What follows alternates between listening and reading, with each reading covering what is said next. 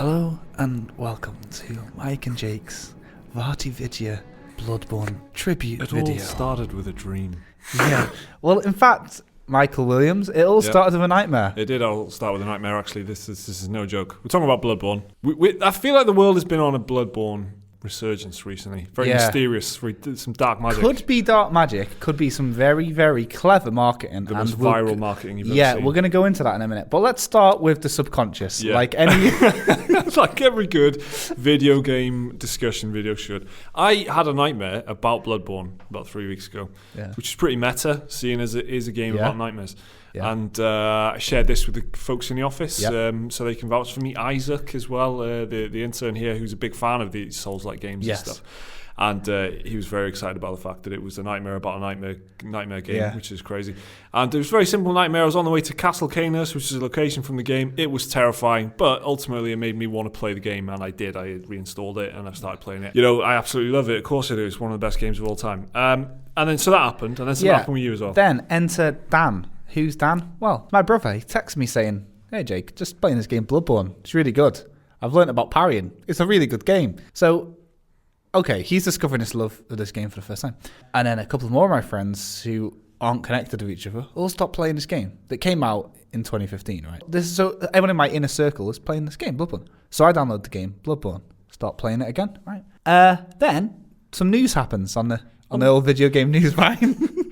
I'm talking specifically about the one that we've already covered it on the channel recently. You know, the Chalice dungeons, which are the game's randomly generated dungeons that contain a plethora of monsters that you would have seen. Kind of like Binding of Isaac. That's what I've said. I probably just heard you say it. That's why I said it. That'll explain it. It's one of them just procedurally generated. Yeah. There's endless, but there's secrets in there. There's stuff to discover. It's not just endless fighting of hordes. There's a lot of cool little stuff buried deep in there. So people just troll through it endlessly after completing the game, right? Yeah, exactly. So let's just go into this quickly then. At PSX 2014, when they were showing off some Bloodborne featurettes and stuff like that, they had the first showing of a Chalice dungeon, and in that there was an enemy who had like a flaming sword. He was a giant with a flaming sword.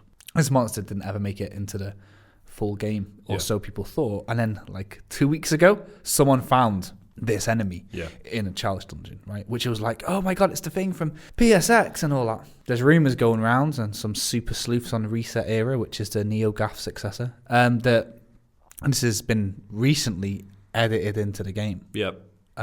Why? It was something to do with saves or something like that. So it wasn't so that you can. It's the Chalice Dungeons is a weird kind of thing that's based on seeds and whatever. Yeah, kind of like how the levels in the old game Worms worked. Yeah, that right. Yeah. And so through that, is it through that, and they'd kind of worked. One of the developers had put this giant in the game, and that's the theory, right? So it's something like that. Yeah, that's it. Using this, to generate things because I guess it's all code or whatever.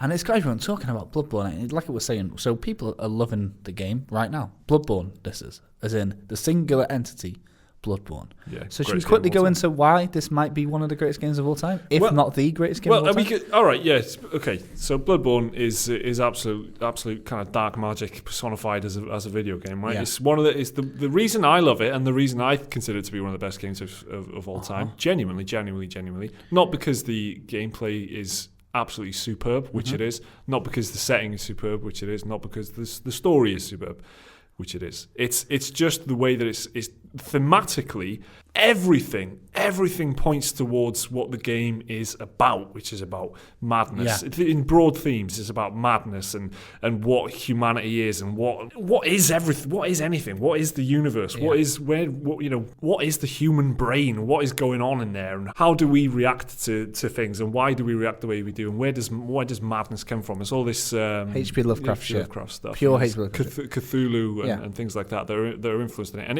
the reason I say everything points towards it, it's not just like the item descriptions, which are excellent. They all of these things, it's like storytelling via Easter eggs everywhere in the game, right? And everything is subtle and implied and hinted at. And when there's a cutscene, you really do go, oh, it's a cutscene, And it's like 20 seconds long. It's a real treat, isn't it? It's a proper treat. And even that will be completely vague and very difficult to get through. The first time you're playing through the game, it's very difficult to pull any of it apart. And it's only on this maybe second, third playthrough, if you really are examining it closely without reading outside, which I was doing, which I absolutely loved, reading wikis and stuff. That's the only time that any kind of real thread will start becoming apparent to you. Which is an absolutely incredible achievement for a game to have such a calculated and well executed devotion to putting enough breadcrumbs to lead you down this trail of literal insanity, and also it's done in such a clever way. It doesn't seem pompous at any point, but the fact that they've written this story in and maybe a third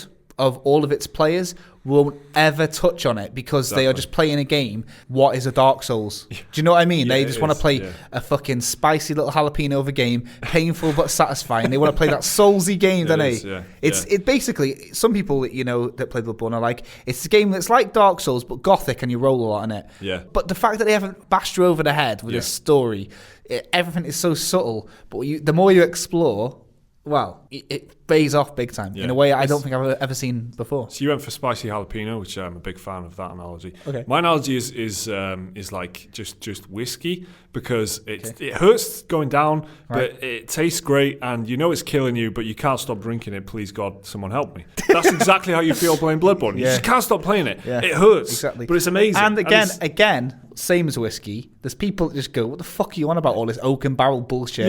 Just drink the fucking hurty drink. Just drink the whiskey, or fuck that, I'm not touching the whiskey. Those are two common approaches. And then, God, what a great analogy. You've got these, fantastic. Well done you. There's lots of video essayists on YouTube. Like at the beginning, we parodied a little bit of Vati video. Well, tribute, I'd say. Cause, it's an homage. I'm a big fan of Vati video. He's awesome. And he has about fucking 5 hours of Bloodborne content, which completely dissects the story.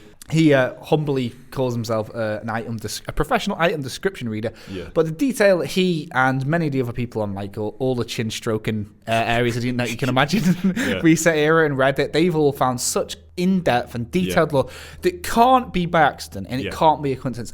They seem like it's like a fucking jigsaw trap. It is. When people say, where is video games is like Citizen Kane or whatever, there are games that come up that we've encountered in the last 20, 30 years that have come close to that, and I count Bloodborne among that, because it like Citizen Kane with what it did for film or whatever, there's video game equivalents that do things interestingly by being video games, and not just being a video game that's trying to be cinematic by using stuff established in the film medium. They're just using video games stuff. That's doing their own thing. And it's something that we've discussed a little bit before in length, because we always seem to think, and it's something we said on the channel before, collectively, I think that Western games seem to try to go for a cinematic experience, and Eastern games, as in Japanese games and such, they try and do their own exploration of the medium. Bloodborne is made by Japanese developers who are having a little whimsical adventure, you could call it, into the foray of Western dark fantasy, which is what they did with Dark Souls and shit. So, Mike, Jake, I don't care about your dreams, I don't care about your friends. Why tell me about Bloodborne? Well, not only are we just reminding you that it's out there and exists, but I've gathered a little case. You could call it Kulkowski and Williams versus From Software, and I will present to you some evidence that Bloodborne 2 may just be around the corner. So strap on, strap in, tinfoil hats, all sorts. Whatever peripheral you've got near you, just put it on you. I don't care what it is. Strap on? Strap on. A questionable hole I tried to dig out of there. You can make what you will of that one. Strap in. No, just strap on. You can put on every item of clothing you own and get ready for this one, okay? Bloodborne, I don't think strap on is better clothing, by the way. Just let's read. Okay. So like I told you a minute ago, people reckon that this Chalice Dungeon find of the Flaming Sword Giant wasn't just a mere coincidence. It was a very cleverly timed move from Software. And like we were just discussing with the in-depth lore of Bloodborne, nothing seems to be a mistake, okay? PSX 2014 was where a lot of the information about the game was revealed. PSX is upcoming. A week and a half away, aren't we, Mike? Yeah, very close. Quite exciting. There was a big rumour about Bloodborne 2. Just before E3, and PlayStation knowingly said we've held back some titles. They did Paris Games Week, and he said they were still holding back some titles. So follow me down a rabbit hole. Exhibit A, jobs. Okay, so in April, there was a career opportunity advertisement posted on Silicon Studios' agent website. It's advertising for a temporary job for a 2D designer who would be working on ready for this, Mike? 3D action RPG for a home console, which is based on a dark fantasy with a realistic worldview. Okay, pretty innocuous, right? Yeah. Okay, no mention of From Software there, but get those hats strapped on. The job listing states that the company headquarters of this developer is not 6, not 8, 7 minutes away from the Sasuzuka station on the Kyo line in Tokyo. On From Software's website, they've got a little bit of trivia that they are 7 minutes away from the Sasuzuka station on the Kyo line in Tokyo. So could it be From Software? Well, I don't know how central Sasuzuka Station is. Maybe it's Kyo surrounded line by an orbit of video game developers. But, perhaps, I don't know about the Kyo line. But it's a remarkable coincidence. Okay, next, it could be comics. Yeah. Right? Not a fan of them, really. We're not up to date with comic books, really, me and you. But the Bloodborne comic has just been announced. Bloodborne: The Death of Sleep. It's an officially licensed comic. You might even call it a graphic novel if you're one of them. And it's come out in February 2018. The creators are Titan Comics, and they've been on a bit of a video game role recently. Yep. They made a tie-in comic for the Evil Within 2 before the announcement of Evil Within 2. Yep. Then, they announced Evil Within 2. They also did something for Wolfenstein 2, The New Colossus. Then, Wolfenstein 2, The New Colossus. So they're making something These are some very exciting jigsaw pieces that they're putting together. It gets a little bit better with this last one. Okay. Yeah. We were talking about this, the little design job, these little comics and all this and all that. And we were on about PlayStation saying that they held some games back. So here's my last little bit of hype to feed you all. Yeah. Some months ago, Dark Souls director Hidetaka Miyazaki also mentioned that one of the games he's working on will, quote, probably comply with the expectations of the fans in a straightforward manner. Straightforward to me doesn't sound like Armored Core. Well, that is a Japanese translation, isn't it? Yes. So very comply with expectations in a straightforward manner. What could that be more colloquially translated into? It's probably what you're expecting. Yeah, pretty predictable, right? Yeah. Well, it could quite possibly be because From Software producers Teruyuki Toriyama and Masaki Yamagiwa confirmed last year that they were working on an existing IP. So From Software actually have quite a lot of IPs. Not that many of them are well known. Yeah. They own the rights to my beloved Tenchu, which is a ninja game, Armored Core, and they got a couple of others that only people like Liam know. You know what I mean? Like these crazy games. So it doesn't sound very straightforward to me. The fact that they said that they were working on it from as early as last year, the fact that this rumour's been circulating a lot, and the fact that this temporary job for a 2D designer, according to JewelShockers.com, implies that whatever game it is, for a very short-term job in temporary 2D design for character models and things, they need to be quite a long way through the process. Right. So all roads point to Bloodborne 2. To Yharnam. To Yharnam. Yeah. It's that's really exciting putting all those things together, and I hope it is Bloodborne 2. And it certainly seems like there's a lot to go on there as far as fan speculation goes. And as you were saying earlier, you know, with they didn't do anything by accident, and they're leaving breadcrumbs around and having that great whatever it was, flaming undead giant or whatever appear. At just this time, just as there's a comic book coming out and all this kind of stuff, all these pieces being put together, it does kind of point to that. So Bloodborne 2 confirmed. It could be, that was a joke. Americans, calm down. If you're this far into the video by now, you're already sort of you're asleep or you're you're into this. Yeah, exactly. So I mean, Bloodborne at the moment is doing the rounds, like I say, and it's not just me and you and people we know.